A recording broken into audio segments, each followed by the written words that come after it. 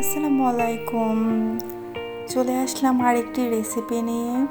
দেখতেই পারছেন আজকের রেসিপিটি কি হতে যাচ্ছে। হ্যাঁ, আজকের রেসিপিটি হচ্ছে আমার খুবই স্পেশাল একটি মাছ ভুনা, যেটা আমি প্রায় সময় করে থাকি। এইরকম মাছ ভুনা দিয়ে এক প্লেট ভাত কিন্তু নিমিষেই খাওয়া হয়ে যাবে। তো কি আপনারাও কি খেতে চান? চলেন তাহলে রেসিপিটি না হয় দেখে নেওয়া যাক। আমি একটি প্যানে পরিমাণ মতো কিছু তেল দিয়ে দিচ্ছি। তেলটা হালকা গরম হয়ে আসলে দিয়ে দিচ্ছি কিছু পরিমাণের পেঁয়াজ। চেষ্টা করবেন পেঁয়াজের পরিমাণটা একটু বাড়িয়ে দেওয়ার জন্য। এবার আমি পেঁয়াজটাকে একটু হালকা নরম করে ভেজে নিব।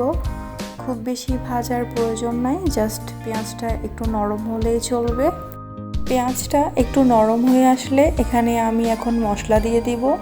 আমি এখানে হলুদ গুঁড়ো, জিরে ধনে গুঁড়ো, সেই সাথে লবণ এবং মরিচ গুঁড়ো নিয়েছি।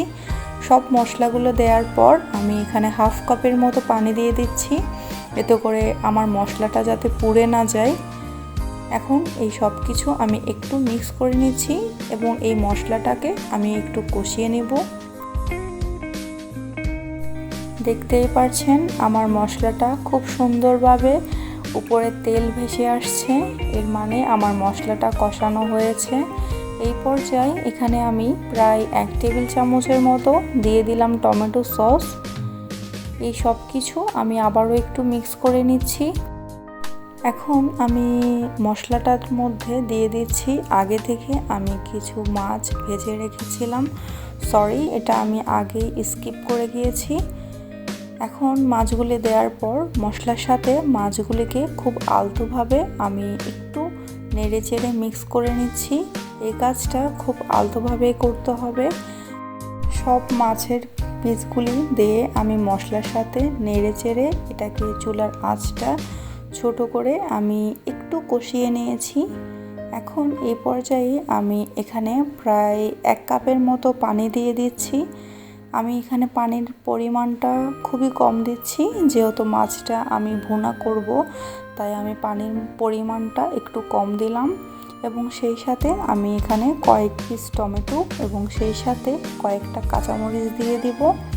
আর এই সব কিছু দেওয়ার পর আমি চুলার আঁচটা মিডিয়াম রেখে আমি এটা প্রায় 5 মিনিটের মতো রান্না করে নিব। ফিরে আসলাম 5 মিনিট পর। দেখতেই পাচ্ছেন খুব সুন্দর একটা কালার আসছে। তো এই পর্যায়ে আমি এখানে কিছু ধনেপাতা কুচি দিয়ে দিব। আর ধনেপাতাটা দেওয়ার পর আমি এটাকে আর 2 মিনিটের মতো রান্না করে নিব। সো ফিরে আসছি তাহলে 2 মিনিট পরে।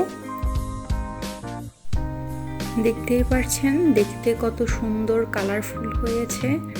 আমার এই আজকের এই স্পেশাল মাছ ভুনাটা আপনাদের কাছে কেমন লেগেছে তা কিন্তু অবশ্যই জানাবেন।